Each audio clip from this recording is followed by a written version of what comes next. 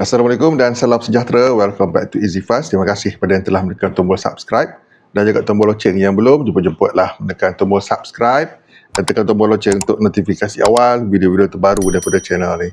Okey, Syabas dan tahniah. Pada video kali ini status lengkap terkini untuk SARA 2026 bulan Januari, SARA bulanan dan juga STR fasa 1.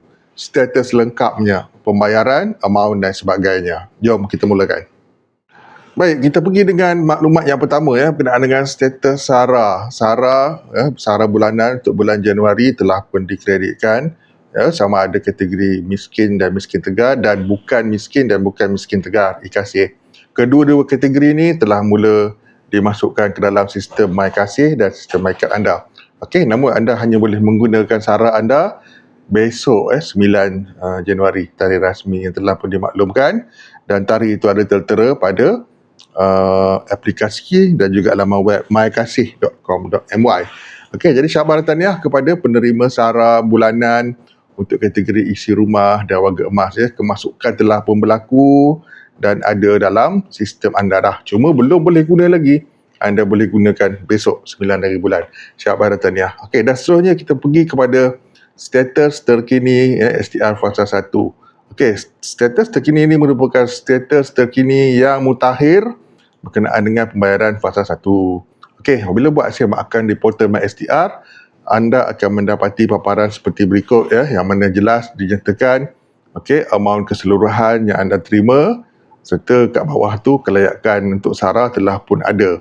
Okey, dan apabila anda pergi ke maklumat pembayaran sebarkan pembayaran, amount sahih yang anda bakal terima untuk fasa 1 telah pun muncul. Okey, untuk makluman semua, amount itu adalah mengikut kelayakan masing-masing.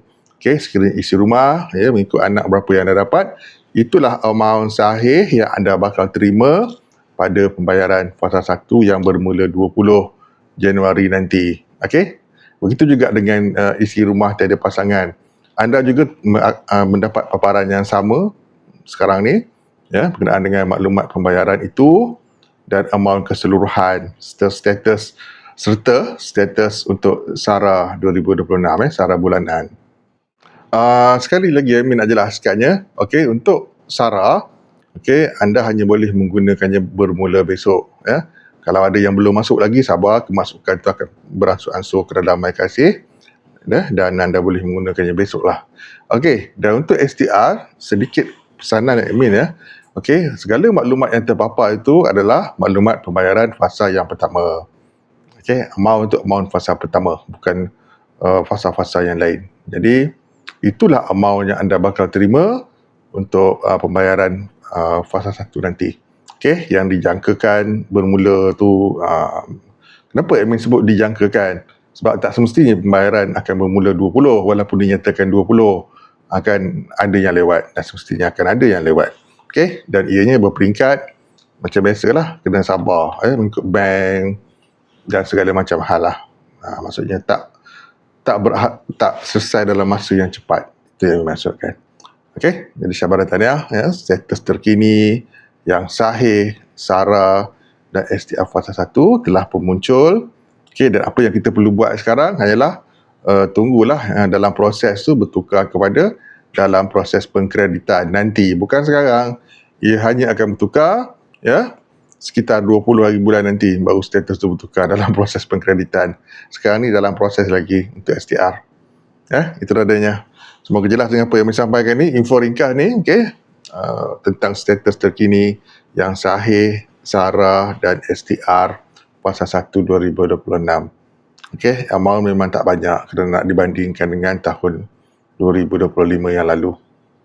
Amount keseluruhan pun tak ada berkurangan, malah itu sebablah agihan pun kurang kalau nak dibandingkan dengan 2025.